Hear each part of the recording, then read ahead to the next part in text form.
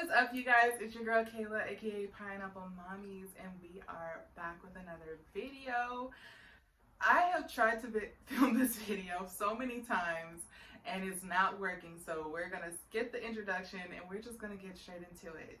If you can see from the title, y'all, I found a couple of sites where you can get a known donor. You can also get surrogates from this donor, co-parents, you name it. They have a few different options to hopefully meet what you're looking for. So the first site is called coparenting.com. The second one is knowndonorregistry.com. Now, these ones are the only two I was able to find. I know that you can find a donor through other means, whether that be through a sperm bank, through Craigslist, through Instagram, Facebook markets, you name it, you can find some sort of donor, known donor group there on one of those sites.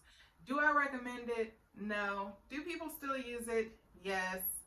It's your prerogative. It's your business if you want to use these. But I did want to try to find some sites on there. Now, the question was if I could share some, I think it's like regulated sites basically, but this is not something that's well regulated. Yes, you have these sites available to you, but from my understanding, if it's not a sperm bank, it's not going to have the certain clearances and approvals and hoops that you have to jump through to conceive.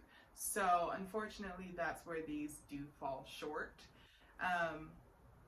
But you can still do your due diligence when you're trying to find a donor on these sites or a surrogate on these sites, because you are able to meet them in person. You get to know more about them and you can decide for yourself if this is going to be a good match or if you want to go another route or with another person.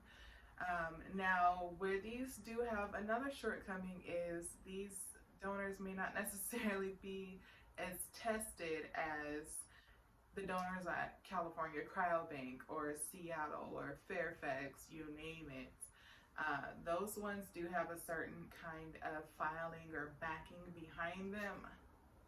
For some odd reason, I can never remember the acronym, but it's basically like an FDA version of the sperm bank clearing that they have, where they guarantee that they're going to test your sperm donor for at least 280 different genetic conditions or abnormalities that your child will be susceptible to. When you go elsewhere, it is your job, your responsibility to do that. Now, you may go to a different sperm bank that does not do any of that. There's not really a lot of ways where you can get that genetic testing done on those vials before you purchase them. But say if you're going with a known donor, you can definitely go and pay to get genetic testing done on that person. Of course, they have to consent to it. If they don't consent to it, I highly recommend that you go with a new donor, so that you make sure that you know exactly what you're getting into. Make sure you're doing your own genetic testings on yourself so you know exactly what to look at, so you know what you're bringing to the table and what your donor is bringing to the table. And yeah, that I feel like I had so much to say on this, but truth be told, it really just boils down to when you use these sites, when you go with a known donor versus a sperm bank's known donor, you do have a lot more responsibilities that you need to take care of versus going to a sperm bank where everything's already done because of their end. Sperm banks will do personality tests. They'll do a lot of different mental health assessments and things like that. They do the genetic testing, and you don't get that when you go with a known donor. You would probably ask them to get some sort of psychological evaluation done. You may also ask them to get blood work done, genetic testing, those things done. and those come out of your own pocket. So in a sense, I mean, if insurance will cover it, great. But insurance doesn't always cover that because it's not deemed medically necessary, or it may not be in your plan. And then you're out of pocket for that. So you really want to decide, is having a known donor or co-parent truly my best option? Is it what I want? And if that's what you want, then just know that you're going to be spending a little more coin to do the research yourself versus going through a sperm bank.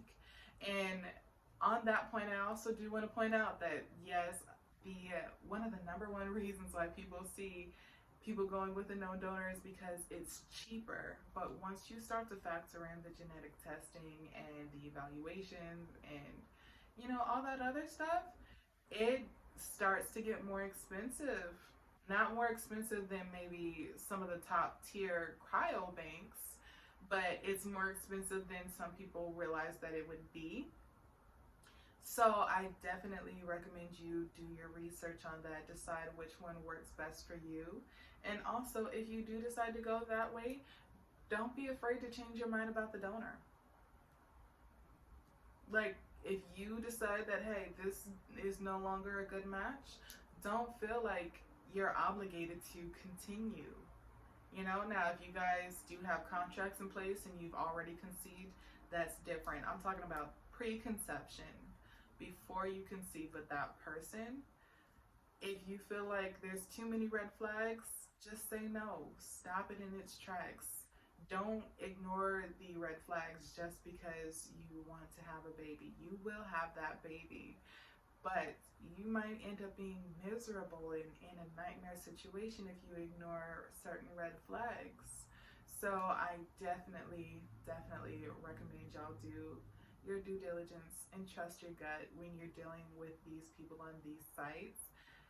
It is so amazing to know that there are people out there that are willing to donate an egg, sperm, bee surrogate, you name it.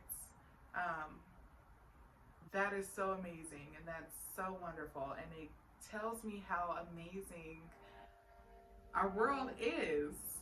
But I also just really want to, stress that you also can't be too trusting, and just to keep your eyes open. Make sure that you're going to get some sort of legal aid in these contracts and things to be aware of.